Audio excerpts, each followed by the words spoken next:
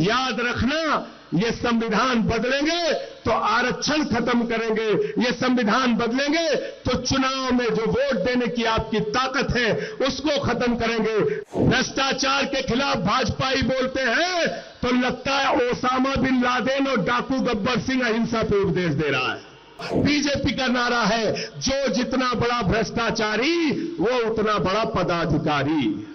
भाजपाई शमशान बना सकते हैं, आपके बच्चों के लिए स्कूल और अस्पताल नहीं बना सकते, याद रखना।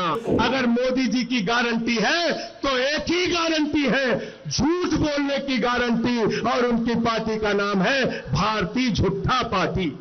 मैं दिल्ली से चल के आया हूं, 6 महीने मुझे नरेंद्र मोदी ने जेल में रखा। हमारे सबसे बड़े नेता अरविंद केजरीवाल जी जेल में है, मनीष सिसोदिया जेल में है, सत्येंद्र जेल में है, पूरी पार्टी को पकड़ पकड़ के जेल में डाल रहे हैं। झारखंड के सबसे लोकप्रिय नेता भाई हेमंत सोरेन को तुमने जेल में डाल दिया मोदी जी। केजरीवाल का संदेशा है, पूरी दिल्ली, पूरा देश झारखंड के साथ है, आपकी लड़ाई में आपके साथ खड़ा है, डरने की जरूरत नहीं है। तुम जेल से डरा रहे हो, भगवान बिरसा मुंडा के अनुयायियों को जेल से डराते हो। अरे हमारा इतिहास पढ़ लेना, झारखंड का इतिहास पढ़ लेना नरेंद्र मोदी जी। अंग्रेजों को जंगल में रह के भगाने का काम बिरसा मुंडा के नेतृत्व में आदिवासी समाज के लोगों ने किया है। जंगल में रह के शिबू सोरेन जी के नेतृत्व में झारखंड को बनाने का काम झारखंड के लोगों ने किया है। जंगल में रहकर अपने अधिकारों की लड़ाई लड़ने वाले लोगों को जेल से डराने की कोशिश मत करना। तुम्हारी जमानतें पूरे देश में जब्त कराने के लिए देश के आदिवासी, दलित, पिछड़े समाज के लोग एकत्रित हैं। बिल्कुल ठीक कहा दीपांकर भाई ने, पूरे हिंदुस्तान में बाबा साहब डॉक्टर भीमराव अंबेडकर जी का संविधान चलता है। हम सब लोग बाबा साहब डॉक्टर भीमराव अंबेडकर के संविधान को मानते हैं। भारत तो बाबा साहब के संविधान को मानता है, लेकिन भाजपाई नागपुर के संविधान को मानते हैं, नागपुर के संविधान को। और नागपुर का संविधान क्या कहता है? नागपुर का संविधान कहता है, दलितों का आरक्षण खत्म करो, आदिवासियों का आरक्षण खत्म करो, पिछड़ों का आरक्षण खत्म करो, चुनाव खत्म करो, नरेंद्र मोदी की तानाशाही इस देश में लाओ। मैं आपसे कहना चाहता हूं, यह अंतिम चुनाव है मेरे भाइयों। इस बार चुनाव में इनकी जमानतें जब्त कराकर इनको हराने का काम करना और कहना हम देश का संविधान बदलने नहीं देंगे। बताओ, इस लड़ाई में आप लोग तैयार हो? हाथ उठा के संविधान बचाने के लिए तैयार हो? लोकतंत्र को बचाने के लिए तैयार हो? अरे ये वोट की ताकत जो आपसे छीनी जा रही है, उस ताकत को बचाने के लिए तैयार हो ना? आरक्षण को जो खत्म करने की भाजपा ने कोशिश की है, उसको बचाने के लिए तैयार हो कि नहीं हो? क्या कहते हैं भाजपाई? अयोध्या से इनका कैंडिडेट है लल्लू सिंह, वो कहता है 400 सीट दे दो, संविधान बदलना है। ज्योति मिर्धा बीजेपी की प्रत्याशी कहती है 400 सीट दे दो, संविधान बदलना है। अनंत हेगड़े भारतीय जनता पार्टी की सरकार का पूर्व केंद्रीय मंत्री कहता है 4 सीट दे दो, संविधान बदलना है। अभी अरुण गोविल ने मेरठ में कहा 400 सीट दे दो, संविधान बदलना है। याद रखना, ये संविधान बदलेंगे तो आरक्षण खत्म करेंगे, ये संविधान बदलेंगे तो चुनाव में जो वोट देने की आपकी ताकत है उसको खत्म करेंगे। बिहार में लड़ रहे थे तेजस्वी यादव जी, 2015 के चुनाव का रिकॉर्ड उठा के देख लेना। मोहन भागवत ने कहा था आरक्षण खत्म होना चाहिए, आरएसएस के नेता ने कहा, मोहन वैद्य ने कहा आरक्षण खत्म होना चाहिए। मैं कहना चाहता हूं, जब तक हम लोग इस धरती पर जिंदा है, आरक्षण का अधिकार, संविधान का अधिकार हम खत्म होने नहीं देंगे। तैयार होना। भाजपा भ्रष्टाचार के खिलाफ बोलते हैं, नरेंद्र मोदी जी भ्रष्टाचार के खिलाफ बोलते हैं, हेमंत सोरेन जी को झूठे आरोप में जेल में डाल दिया, अरविंद केजरीवाल को झूठे आरोप में जेल में डाल दिया। भ्रष्टाचार के खिलाफ नरेंद्र मोदी जी बोलते हैं, भ्रष्टाचार के खिलाफ भाजपाई बोलते हैं, तो लगता है ओसामा बिन लादेन और डाकू गब्बर सिंह अहिंसा पे उपदेश दे रहा है। ओसामा बिन लादेन और डाकू गब्बर सिंह अहिंसा पे उपदेश दे रहा है। 2014 के बाद इस देश के अंदर एक मोदी वॉशिंग पाउडर निकला है, मोदी वॉशिंग पाउडर। वो चुटकियों में सारे दाग धुल देता है, चुटकियों में सारे दाग धुल देता है। उस मोदी वॉशिंग पाउडर ने कहा, अजीत पवार के ऊपर 70,000 करोड़ का घोटाला लगाया, आरोप लगाया, खुद प्रधानमंत्री ने लगाया, बीजेपी के साथ शामिल कर लिया। छगन भुजबल पर भ्रष्टाचार का आरोप लगाया, बीजेपी के साथ शामिल कर लिया। हसन मुश्रीफ पर भ्रष्टाचार का आरोप लगाया, बीजेपी के साथ शामिल कर लिया।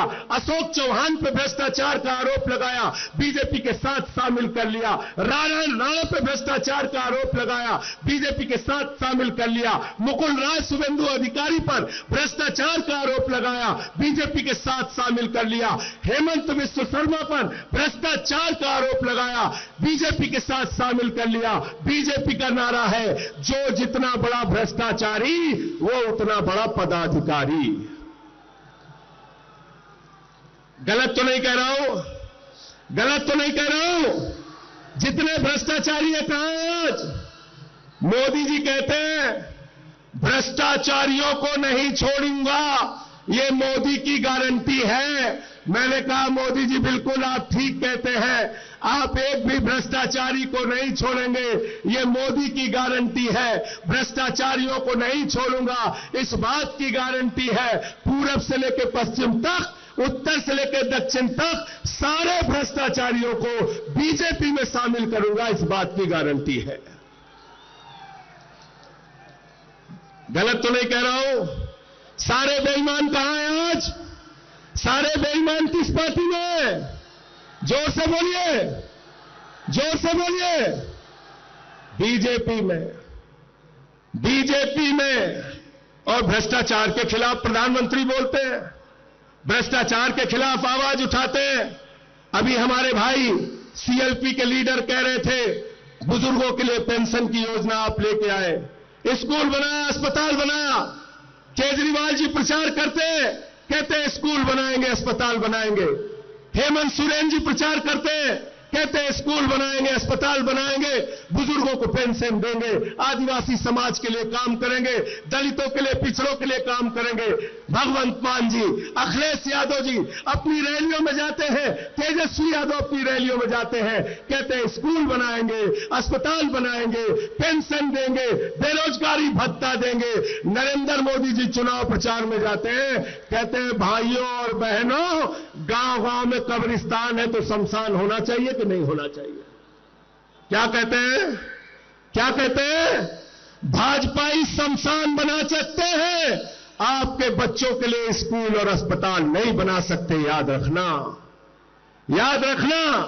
इसलिए आपसे निवेदन और विनती करने के लिए आया हूं, और दिल्ली के मुख्यमंत्री केजरीवाल जी का संदेश, उनके तरफ से धन्यवाद और आभार देने के लिए भी आया हूं।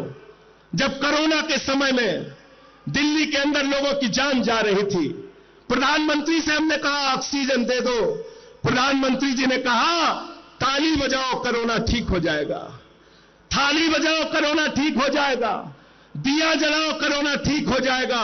लेकिन आपके झारखंड के मुख्यमंत्री के हम सब लोग एहसानमंद हैं कि झारखंड के मुख्यमंत्री हेमंत सोरेन ने कहा दिल्ली वालों को ऑक्सीजन झारखंड की धरती से जाएगी, हम दिल्ली के लोगों को मरने नहीं देंगे। यह आपको एहसान है, भूले नहीं है। इसलिए आपसे कहना चाहते हैं, इस लड़ाई में हम आपके साथ हैं। हमारी 2 वीरांगनाएं यहां पर बैठी हैं।